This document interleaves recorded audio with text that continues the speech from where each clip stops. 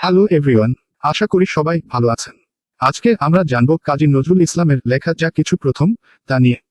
তার প্রথম উপন্যাস, প্রথম কবিতা, নাটক, গল্প, এক নজরে সবই থাকছে আজকের এই ভিডিওতে।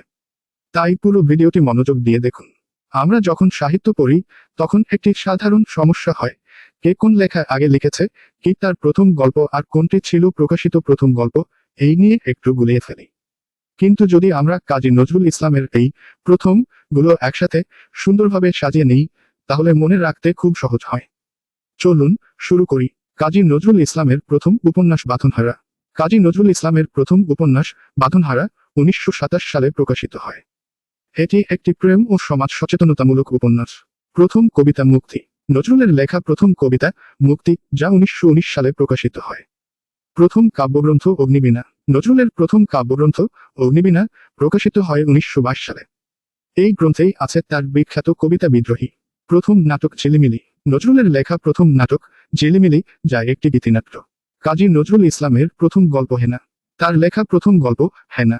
প্রথম প্রকাশিত গল্প বাউন্ডেলের আত্মকাহিনী। নজরুলের প্রথম প্রকাশিত গল্প হল বাউন্ডেলের আত্মকাহিনী। এটি প্রথমে সওগাত পত্রিকায় প্রকাশিত হয়। এই তথ্যগুলো অনেক প্রতিযোগিতামূলক পরীক্ষায় আসে, বিশেষ করে বিসিএস, সরকারি বেসরকারি যে কোনো জব পরীক্ষায়। তাই ভিডিওটি দেখে রাখুন। ভালো লাগলেই লাইক দিন, শেয়ার করুন, আর এমন আরও ভিডিও পেতে চ্যানেলটি সাবস্ক্রাইবও করতে ভুলবেন না।